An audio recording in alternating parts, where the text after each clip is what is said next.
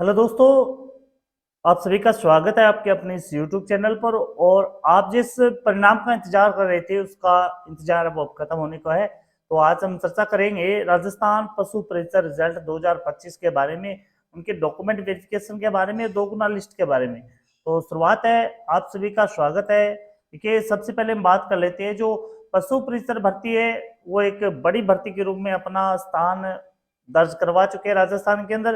हालांकि इसके अंदर पद है वो 6,500 है, लेकिन इस प्रतियोगिता परीक्षा में या इस मेन एग्जाम में भाग लेने वालों की संख्या बहुत ज्यादा थी। 11.5 लाख लोगों ने इसमें अपना भविष्य आजमाने की कोशिश की है और लगभग 6,500 अभ्यर्थी ही इसमें फाइनल नियुक्ति कर पाएंगे। हालांकि सरकार ने सबसे पहले जो भर्ती निकाली थी वो 5,900 के समथिंग निकाली थी। उसमें कुछ 499 पोस्ट है वो ऐड करके अभी जो परिणाम इसका जारी होने वाला है उसके बारे में चर्चा करेंगे। तो सबसे पहले मैं आपको बता दूं कि जो राजस्थान पशु परिचय चयन प्रक्रिया है वो 3 चरणों में संपन्न होने को है। और ये 3 चरण जो है उसमें सबसे पहले है कि आपके ऑनलाइन एग्जाम परीक्षा हो चुकी है। ऑनलाइन का मतलब ओमार शीट के आधार पर आपकी परीक्षा वो हो चुकी है। और उसके बाद में इसकी दोगुना लिस्ट जारी होगी। दोगुना लिस्ट के बाद में डॉक्यूमेंट वेरिफिकेशन होगा और उसके बाद में फाइनल मेरिट लिस्ट है वो निकाली जाएगी। और जो अभ्यर्थी दोगुना लिस्ट के अंदर शामिल होंगे उनको क्या डॉक्यूमेंट चाहिए उनके बारे में चर्चा करेंगे। तो यहाँ पर आप देख पा रहे हो कि आलोक राज ने, जो बोर्ड के अध्यक्ष है, उन्होंने बता दिया कि पशु परिचय रिजल्ट है वो 31 मार्च के पहले की संभावना बहुत कम है। और 31 मार्च और 3 अप्रैल के बीच का प्रयास है, यदि सब कुछ सही रहा तो। देखिए, 3 अप्रैल तो इसकी पहली डेट इन्होंने कैलेंडर में जारी कर दी थी। 3 अप्रैल 2025 को इसका परिणाम आने वाला है। लेकिन आपकी जो तत्परता है उसको देख करके आप यूट्यूब चैनल पे बार बार आना या फिर विभिन्न वेबसाइट के माध्यम से आप चेक करें कि रिजल्ट कब आएगा, रिजल्ट कब आएगा। तो आलोक राज ने ये स्पष्ट कर दिया कि 31 मार्च और 3 अप्रैल के बीच में ही इसका रिजल्ट वो जारी किया जाएगा। इससे पहले संभावना बहुत कम है, हो भी सकता है रिजल्ट पहले भी आ जाए।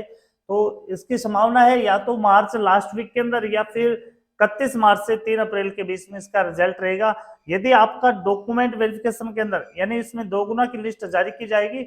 और दोगुना का मतलब ये है कि लगभग 13,000 अभ्यर्थी इसमें पास की जाएंगे। 13,000 अभ्यर्थी पास होने के बाद डॉक्यूमेंट वेरिफिकेशन होगा।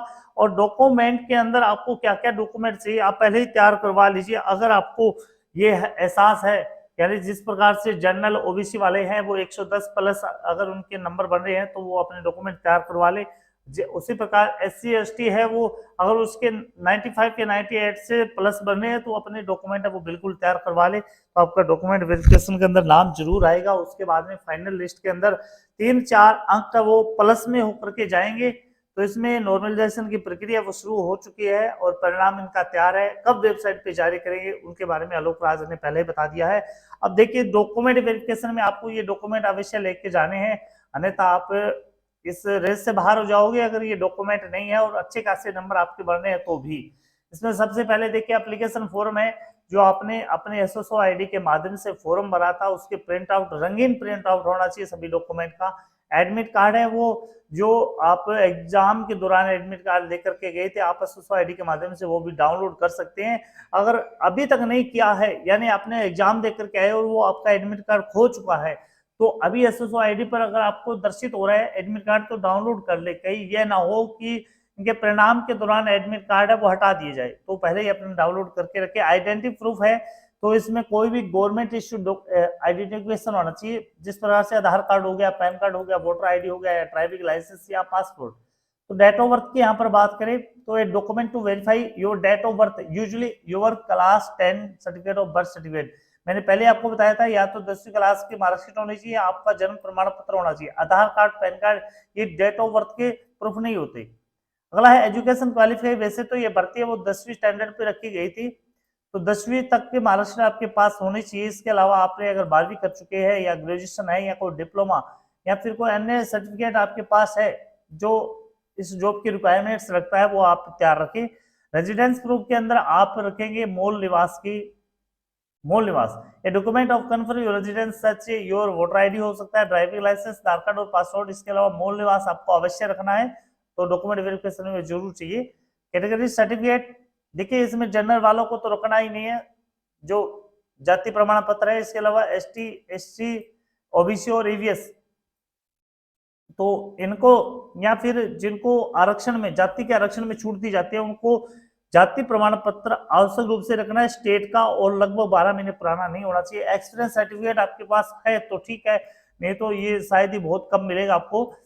तो अगला है पासपोर्ट साइज फोटोग्राफ, तो इसमें आपको 6 फोटोग्राफ पासपोर्ट साइज आपको आपके पास रखनी पड़ेगी। इसके अलावा मेडिकल फिटनेस सर्टिफिकेट है, तो ये गवर्नमेंट हॉस्पिटल के एमबीबीएस डॉक्टर के द्वारा वेरीफाई किया जाएगा कि आप मेडिकल या मानसिक और शारीरिक रूप से बिल्कुल स्वस्थ हो, तो ये आपको मेडिकल है वो स्वास्थ्य प्रमाण पत्र आपको अपने पास रखना होगा। इन डॉक्यूमेंट की एक एक प्रतिलिपि आपके पास होनी चाहिए, और साथ में ओरिजिनल डॉक्यूमेंट भी आप वेरिफिकेशन के दौरान जरूर लेकर के जाओगे।